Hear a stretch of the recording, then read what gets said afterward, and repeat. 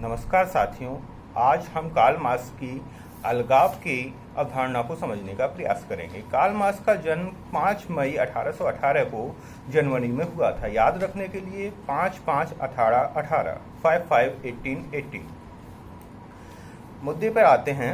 अलगाव से अभिप्राय है सामान्य अर्थों में व्यक्ति का स्वयं से या खुद से अलग हो जाना। कोई व्यक्ति अपने आप को कहीं किसी संस्था से अलग अपने को मानने लगता है, समाज से अलग मानने लगता है, तो इस प्रकार की जो धारणा विकसित होती है इसको अलगाव कहते हैं। अलगाव शब्द का प्रयोग सर्वप्रथम रूसो द्वारा किया गया, परंतु वह राजनीतिक क्षेत्र में था। उसके बाद हीगल द्वारा इसे आध्यात्मिक क्षेत्र में लाया गया। परंतु कार्ल मार्क्स का जो अलगाव है, कार्ल मार्क्स कहते हैं कि उपर्युक्त ये दोनों तरीके के अलगाव सही नहीं हैं। उनका मानना है कि अलगाव तो वास्तव में दो कारकों के द्वारा आता है, और वह कारक हैं श्रम का अवस्तुकरण, दूसरा अत्यधिक शोषण। श्रम का अवस्तुकरण से क्या अभिप्राय है हमारा?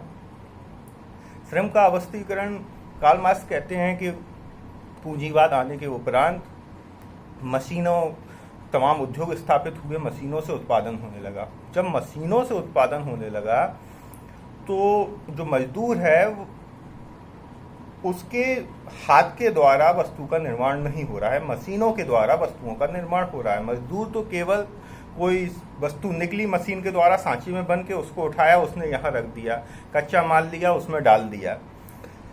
कार्ल मार्क्स कहते हैं कि जब मशीनें नहीं थी तो व्यक्ति अपने हाथ से छोटे मोटे औजारों के द्वारा निर्माण करता था वस्तुओं का, तो उसे वस्तु से लगाव होता था।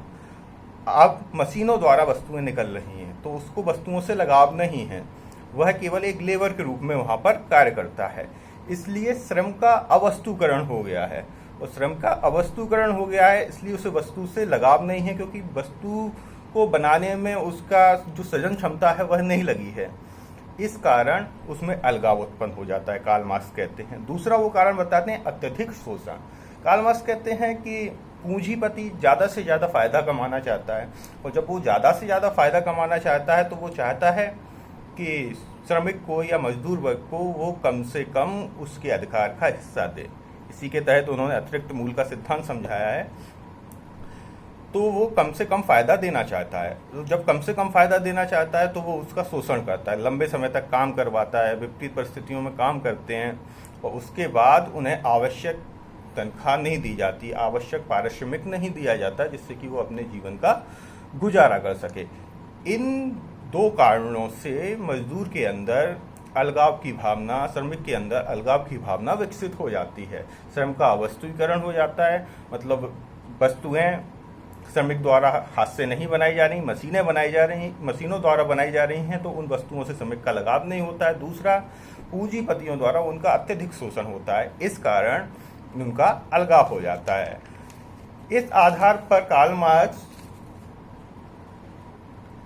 अलगाव की एक प्रक्रिया बताते हैं कि एक स्टेप बाय स्टेप होता है, ऐसा नहीं कि एकदम से अलगाव हो जाए। सबसे कहते हैं कि उत्पादन की प्रक्रिया से अलगाव।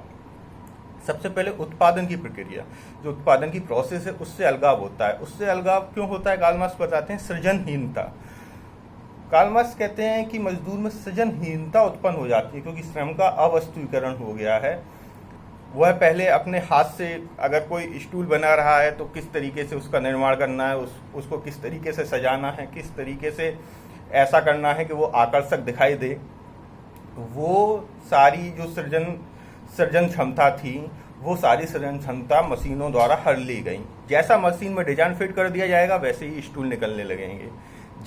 जैसा मशीन को कहा जाएगा उतना ही वेट का, उतने ही आकार का, उतने ही डायमेंशंस का आपको वस्तु प्राप्त हो जाएगी। तो इसमें जो श्रमिक है उसकी सृजनशीलता का उपयोग नहीं होता, मशीन उत्पाद बना के देती है। श्रमिक क्या करता है? उत्पाद को यहाँ से उठा के वहाँ रख देता है, कच्चा माल मशीन में डाल देता है, उसको ले जाके गाड़ियों पर लाद देता है, लेकिन इसमें उसकी सृजन क्षमता समाप्त हो जाती है। इस कारण उसका उत्पादन की प्रक्रिया से अलगाव हो जाता है, क्योंकि उत्पादन की प्रक्रिया में कहीं भी उसके सृजन का यूज नहीं किया जाता, केवल उसके श्रम का यूज किया जाता है। दूसरा, उत्पाद से जो चीज वस्तु पैदा हुई, जैसे पहले मजदूर ने अगर कोई चारपाई बनाई या स्टूल बनाया या टेबल बनाई, कुछ भी बनाया, तो उससे उसको एक लगाव होता था। वो मेहनत करके लकड़ी काट के लाता था, फिर उसको घिसता था, काटता था, उसको तैयार करता था। उसके मन में एक डिजाइन होती थी कि इस तरीके से मैं इसको बनाऊंगा। तो बनाने के बाद उसको अपने जो उत्पाद बना है, माना कि स्टूल बना है, तो उससे उसमें एक लगाव होता था कि ये मैंने बनाया है, मैंने अपनी मेहनत से बनाया है, मैंने अपनी सृजन क्षमता से बनाया है। लेकिन अब फैक्ट्रियों में मजदूर काम कर रहे हैं, मशीनों द्वारा बल्क हजारों लाखों स्टूल एक साथ निकाले जा रहे हैं। उस उत्पाद के साथ मजदूर वर्ग का कोई लगाव नहीं है, इसलिए जो उत्पाद प्राप्त होता है उससे उसका अलगाव हो जाता है। सबसे पहले उसका उत्पादन की प्रक्रिया से अलगाव होता है सृजनहीनता के कारण। उसके बाद उत्पाद से अलगाव होता है, क्योंकि उत्पाद से वह खुद को जोड़ नहीं पाता है। जो प्रोडक्ट बन रहा है, कंपनी द्वारा निकल रहा है, उससे वह खुद को जोड़ नहीं पाता है। उसके बाद सहकर्मियों से क्यों अलगाव हो जाता है? क्योंकि आजकल जब से मल्टीनेशनल कंपनीज आई हैं, प्रतिस्पर्धा, कंपटीशन बहुत ज़्यादा बढ़ गया है। मजदूर को ये लगता है कि अगर मैं एक दिन में इतना काम नहीं करूँगा, अगर मैं एक दिन में ऐसे काम नहीं करूँगा, तो मुझे कंपनी नौकरी से निकाल देगी, मुझे कंपनी से बाहर कर दिया जाएगा। इसलिए क्योंकि मेरे पीछे मेरा मित्र मेरे कंपटीशन में खड़ा हुआ है। तो अपने सहकर्मियों से अत्यधिक शोषण के कारण अलगाव हो जाता है, अत्यधिक स्पर्धा के कारण, अत्यधिक कंपटीशन के कारण। वो मालिक कहता है कि देखो उसने तो आज इतना काम करके दे दिया, आप तो कुछ भी काम नहीं कर पाए। तो इस तरीके से अपने सहकर्मियों से भी श्रमिक का अलगाव हो जाता है। ये तीसरा चरण बताते हैं कार्ल मार्क्स। उसके बाद बताते हैं स्वयं खुद से, अपने आप से भी उसको अलगाव हो जाता है। अपने आप से अलगाव की स्थिति कब आती है? जब वह ऊपर के जो मैंने 3 स्टेप बताए हैं उनमें असफल होने के बाद उसको लगता है कि लाइफ कुछ नहीं है, तो उसका स्वयं से भी अलगाव हो जाता है। कौन कौन सी ऊपर की 3 स्टेप थे? उत्पादन की प्रक्रिया से, उत्पाद से, सहकर्मियों से। जब इन तीनों से अलगाव हो जाता है तो उसको लगता है कि मेरा भी क्या मतलब है, उसका खुद से भी अलगाव हो जाता है। इस प्रकार मार्क्स अलगाव की आर्थिक व्याख्या करते हैं। आर्थिक व्याख्या अर्थ के आधार पर, रूसो ने राजनीतिक आधार पर की, हीगल ने आध्यात्मिक आधार पर की, तो कार्ल मार्क्स ने उसकी आर्थिक आधार पर व्याख्या की। और इसके लिए वह पूंजीवादी समाज को उत्तरदायी मानते हैं और अलगाव रूपी भीभत्स समस्या के लिए वह कहते हैं कि पूंजीवाद का अंत होना